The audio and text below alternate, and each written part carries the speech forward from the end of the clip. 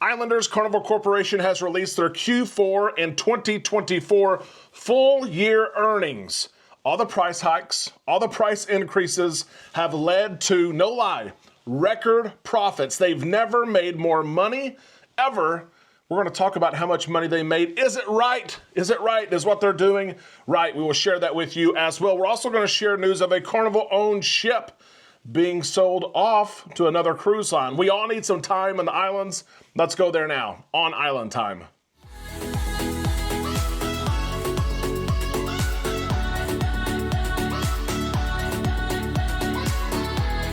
A big happy Friday to all you Islanders. We hope that you're having a good day. We hope you're having a good weekend. We are on Island Time.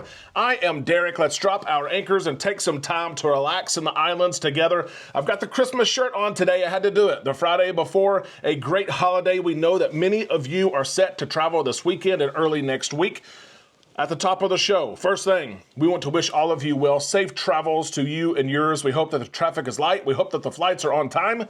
If you're cruising, we hope you enjoy that as well. May you get to your destination and enjoy the holidays with your family. Merry Christmas to all of you. We have some travel to do before Christmas, and then we are traveling, of course, to Galveston, Texas to cruise on board the Carnival Jubilee.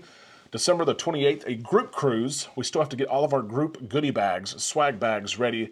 More to come on that. You're probably wondering what is in a swag bag. We will tell you next week. Be sure to be subscribed, ring the bell to receive notifications as we take you with us to cruise over New Year's. Let's talk about Carnival Corporation. They released their earnings, and I was not surprised when I heard the numbers, when I heard the results, when I heard the positive energy in the voices of Carnival Corporation executive leadership. Remember, Carnival Corporation owns several cruise lines, including Carnival Cruise Line, Princess Cruises, Holland America, Costa, and others. So these numbers are a mixture of all those cruise lines together. But it made me think, we've seen so many price hikes, so many price changes. We've wondered why the internet, the specialty dining, the drink package, the cruise itself, all of it has gone up.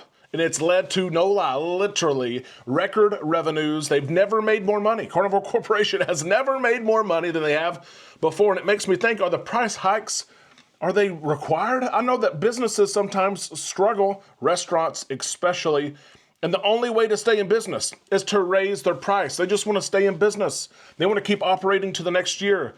But a lot of times when companies are making record profits, record money, they don't raise prices, but Carnival Corporation has, and we will share with you why they have done that. Let's get to some of these numbers. These numbers are concrete, so I have to look at them. I wanted to share the accurate numbers. Full year revenue, full year 2024, Carnival Corporation hit an all-time high, 25 with a billion with a B dollars, $25 billion, over 15% higher than 2023, and 2023 was a great year. Carnival Corporation made $25 billion this year. The full-year net income, 1.9, almost $2 billion, which is insane. Q4 was a record quarter for Carnival Corporation. Revenue alone in Q4 was $5.9 billion, 10% year-over-year growth. They grew by 10% compared to Q4 of 2023, which was a great quarter. Total customer deposits in the fourth quarter alone. Again, this set a record. You and I paid deposits on cruises worth $6.8 billion. $6.8 billion that we said, here's a low deposit sale. And this is what is crazy to me, because a lot of these sales have been happening in Q4, $50 deposit, $100 per person deposit. And they still collected $6.8 billion worth of deposits. You and I saying we're going to go on this cruise, and they love this. Cruise lines love this because when you pay a deposit, let's say you pay $100 per person deposit. So it's $200 to reserve the cabin. There's no cost to the cruise line. They haven't given anything to you. That's money that they get to have. They get to invest. They get to keep. They get to upload and update their fleet with. $6.8 billion. Josh Weinstein, CEO of Carnival Corporation, shared several things. I'll share some of the quotes that kind of struck me on this earnings call. He said this has been an incredibly strong finish to a record year. Revenues hit an all-time high driven by a strong demand. We outperformed our initial 2024 guidance by $700 million and nearly delivered $2 billion more to the bottom line year over year. Again, pointing out revenues hit an all-time high, and they beat their initial plan. They had a plan for 2024. They beat it by $700 million. That is incredible.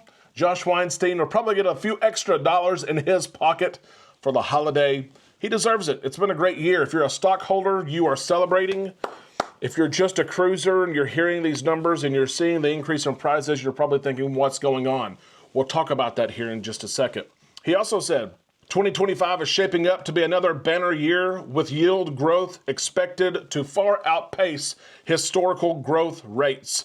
In fact, with nearly 2/3 of 2025 already booked, we are expecting another year of strong yield improvement outpacing historical growth rates. So if you're hoping that prices go down in 2025, keep hoping. Maybe 2026, as Josh Weinstein confirms that 2025 is already 66% sold out. Capacity is already gone in 2/3 of all cruise ships for 2025. Do I cheer or do I cry? I'm not sure because I do hold Carnival Corporation stock. It gets me perks when I sell. But I see the struggle sometimes that people have. People literally having to save to go on a cruise a year from now, 2 years from now, because prices have increased. And that's just what the market calls for, right? It's great that Carnival Corporation saw record revenue. It's great. That's the world we live in, the country we live in, the capitalistic culture. You get to make the money that you want to make and that you can make. The demand is strong, but I wish we didn't see all the price increases, right? They didn't need those, or did they? Here's where your money has gone. Here's where the price increase and the money that they've grabbed from the price increase, here's where it has gone. During 2024, the company has made debt repayments of $3.3 billion. They've repaid $3.3 billion. Total repayments since January of 23 is $7.3 billion. They've repaid over $7.3 billion for the money that they had to borrow to literally stay afloat during the pandemic. Now, you would say, okay, they've paid $7 billion. They've got to be just about out of debt, right? No. They still have, Carnival Corporation still has $27.5 billion of debt to pay back. Over $27 billion. So again, if you're hoping for prices to come down, don't hold your breath. If you're hoping that we don't see price increases in 2025 and 2026, don't hold your breath. We're going to. They still have to repay all of this debt that they have from the pandemic. Islanders, I want you to share below. Do you think it's fair? Do you think it's right that Carnival Corporation had so many price increases across the board on things when they had a record year? Can you understand why they had those price increases?